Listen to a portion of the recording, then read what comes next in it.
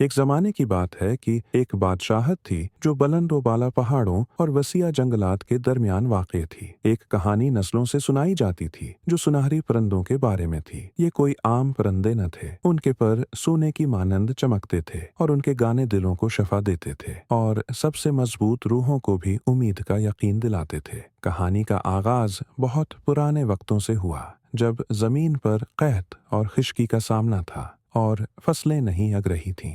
लोग जो कभी खुशहाल और मसरूर थे, अब गमगीन और मायूस हो गए थे।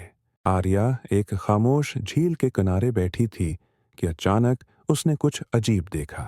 आसमान में सुनहरी परिंदों का एक झुंड उड़ता नजर आया। उनके पर सूरज की रोशनी में चमकते थे और वो एक खूबसूरत तरतीब में उड़ रहे थे।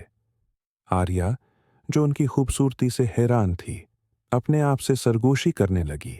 काश ये परिंदे वाकई उम्मीद ला सकते, जैसा कि कहानी में कहा जाता है। अचानक सुनहरी परिंदों में से एक परिंदा झुंड से अलग होकर उसकी तरफ आया और एक दरख्त की टहनी पर बैठ गया। उसकी आंखों में सुनहरी रंग की झलक थी। बेटा, तुम इतनी गमगीन क्यों हो? हमारी बादशाहत दुख में डूबी हुई है। फसलें नहीं अग रही, दरिया खशक हो चुके हैं और हमारे दिल गम से भरे हुए हैं। तो फिर वक्त आ चुका है कि तुम सुनहरी परिंदों का राज जान सको। ये कहकर परिंदा अपने पर फैलाता है और आर्या के ऊपर आसमान में बुलंद हो जाता है।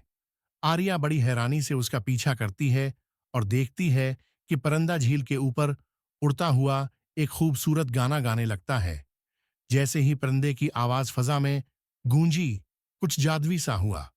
आसमान पर बादल छा गए और सूरज की रोशनी जमीन पर बहने लगी। खेतों में चमक आना शुरू हो गई और सब्ज पौधे जमीन से उभरने लगे जहां पहले कुछ भी नहीं था। सुनहरी परिंदे सिर्फ खूबसूरती की अलामत नहीं है। हम उस वक्त आते हैं जब लोगों के दिलों में बड़ी उम्मीद होती है, जब वो सबसे तारीक औकात में भी हार नहीं मानते। आर्या का दिल हैरत से भर गया।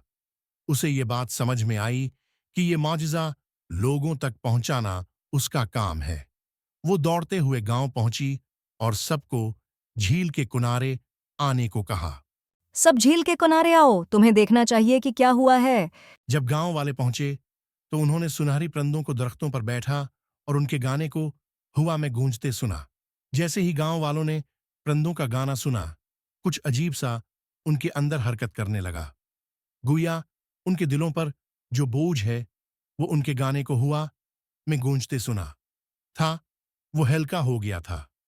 वो दोबारा मुस्कुराने लगे, हंसने लगे और ख्वाब देखने लगे। उनकी रूहें उठ खड़ी हुईं और उम्मीद दोबारा उनके दिलों में वापस आ गई। इस रात जब आर्या झील के किनारे बैठी थी, वो सुनहरी परिंदा दोबारा आया। अब बादशाहत में उम्मीद है, लेकिन याद रखना, सुनहरी परिंदों का जादू हमारे पर या गाने में नहीं है। ये उन लोगों के दिलों में है जो ईमान रखते हैं। जब तक लोग उम्मीद को थामे रखते हैं, सुनहरी परिंदों का नूर हमेशा चमकता रहेगा। इस दिन के बाद बादशाहत में खुशहाली वापस आई। फसलें उगने लगीं, दरिया दोबारा बहने लगे और लोग कुदरत के साथ हम आहंग हो गए। सुनहरी परिंदे उम्मीद और तजदीद की अलामत बन गए और जब भी लोग थक जाते, वो आसमान की तरफ देखते, जानते थे कि परिंदे उन्हें उस वक्त मिलेंगे जब उन्हें सबसे ज्यादा जरूरत होगी। और यूं सुनहरी परिंदों की कहानी जिंदा रही, एक याद दहानी के तौर पर कि हती कि सबसे तारीक औकात में भी उम्मीद कभी दौर नहीं होती और जब तक इंसानों के दिल में ईमान होता है, कुछ भी मुमकिन हो सकता है।